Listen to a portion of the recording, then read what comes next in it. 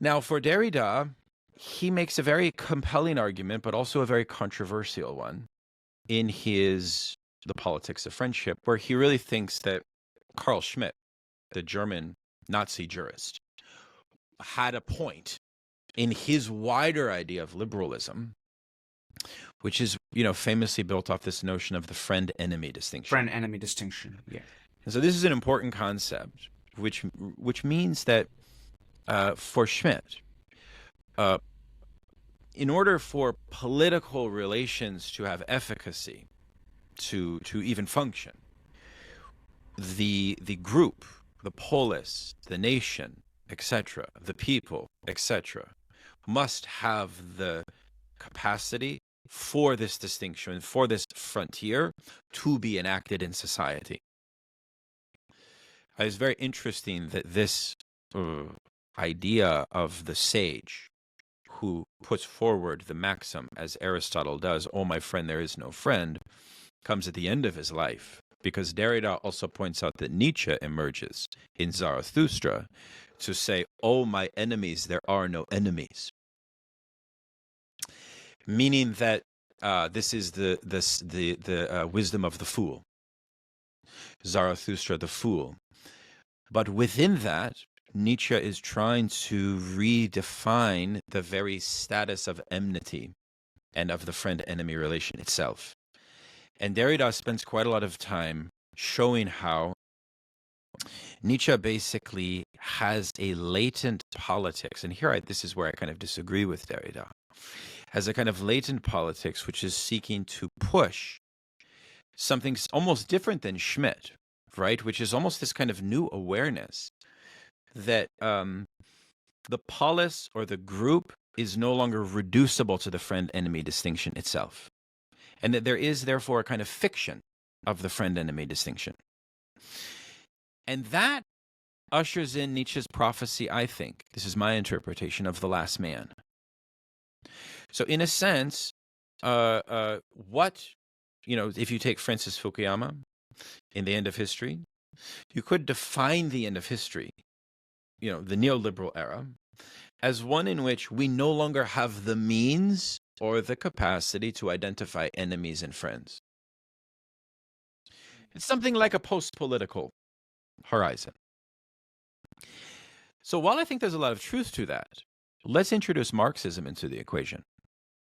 Because Marxism actually would insist on a completely different footing than the Schmittian friend-enemy distinction. Because in a certain way, this distinction cannot be ontologized. For if we ontologize this distinction, we miss out on Marx's core idea in the Communist Manifesto, that as the class struggle of the working class matures and becomes more successful, it's not that the bourgeoisie remain an ontological enemy, for if that were the case, the whole conception of bourgeoisie would be eligible for annihilation. It's a question of violence. No, that's not what Marx and Engels say. What they say is that there will be defectors from bourgeoisie, because class is not an identity. Class is not some static thing. It's not just like, you're thrown into this class Weltanschauung for which you cannot escape, right? Yeah. That's not how the Marxist views class. They view class as a relation. And the society is in a shifting mode of production. So if the mode of production shifts, the class relation shifts. So that's something that I want to pinpoint, because in Derrida's lectures, he invokes Lukács.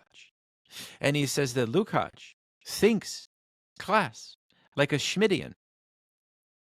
And then he says that Hegel thinks like a Schmittian. But Derrida neglects to mention that Schmitt hated Hegel. He sought to push Hegel to the margins. So you see my point. This idea that the friend-enemy distinction must be the kind of compass for the legibility of politics, I think, is a foolish idea. I think it's a foolish idea. And so I think that Derrida's ultimate prescriptions are interesting. We can talk about those briefly. What I would contend, Rahul, is that what Derrida is basically saying here is a kind of Levinasian idea of, and a kind of anarchist democratic idea of how future democracy, the democracy to come, will create the conditions for what he wants, which is the conception of heteronymous zones of freedom. So this idea of friendship and heteronomy that mutually reinforces autonomy. So he plays a lot with heteronomy and autonomy.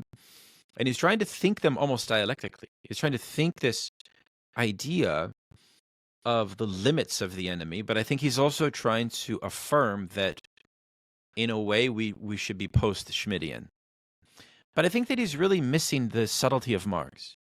And so just to be clear, if you ask me, does Marxism maintain that there are class enemies? The answer is yes. But if you ask me, what's the sort of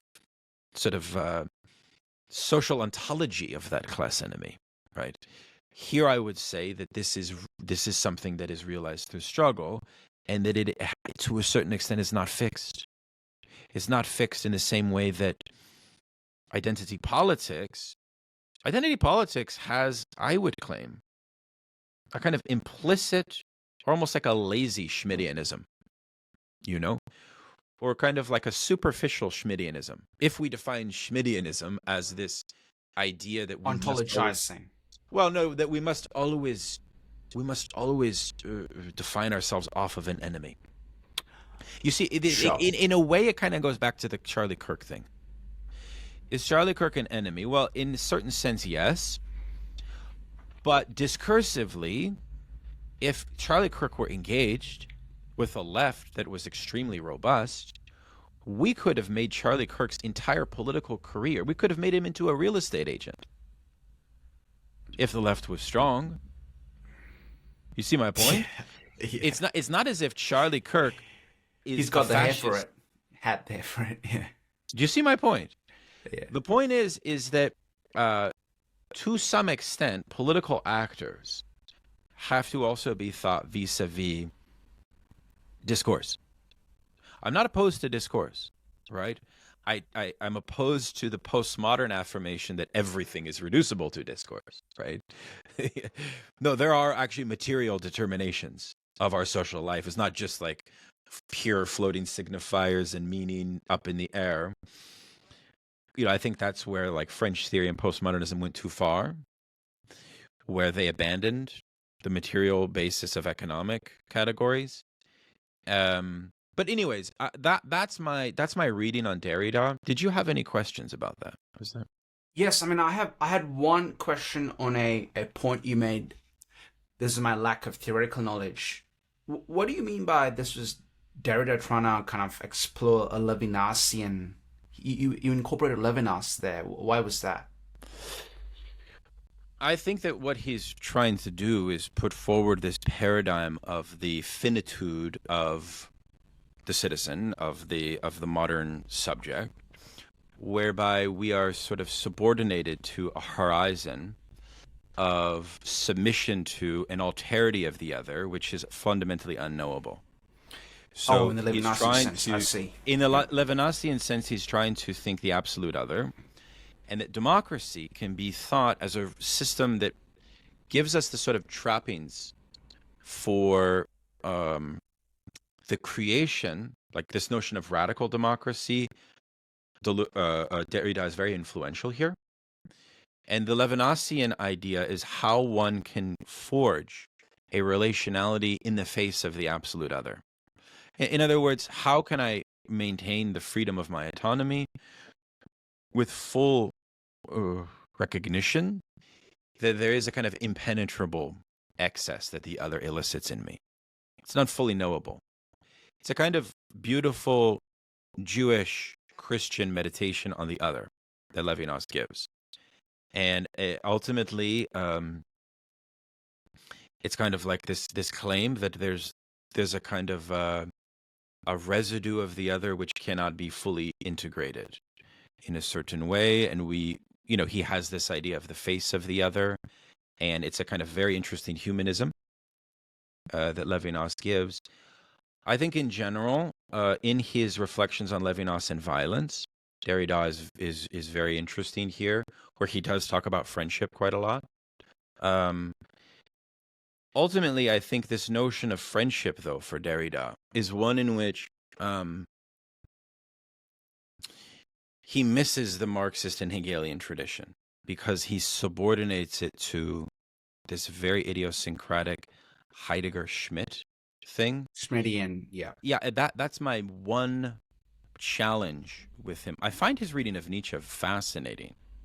I find the Nietzschean provocation to this kind of fictional idea of the friend as like almost this idea that Nietzsche is trying to do the same thing to the enemy that Aristotle and Montaigne are doing to the friend is very, very interesting in a certain way, because Nietzsche is sort of, as I read it, he's showing us that we need an enemy, even if that enemy is artificial. So that allows Derrida to read Nietzsche's category, say, of the herd as almost a metaphor. And in my book, you may know that I tend to demetaphorize Nietzsche. I ask, what does it mean to read Nietzsche's categories, even of, like, say, slavery or his anti-socialism, not as like metaphors, but actually as like actual political positions that he's taking? The conclusion from that is a very different. He becomes a lot more of a directly political thinker. But Yeah, for well, I'm Derrida, not. he's much more of a marginal. He's almost an anti-political thinker. Yeah, I mean, I'm curious to hear what kind of response you've gotten from left Nietzscheans on you, because you do try to, like, in a way, challenge this notion that Nietzsche is a decentered anarchist philosopher who hasn't really got a view. And I think a part of that is what you just described.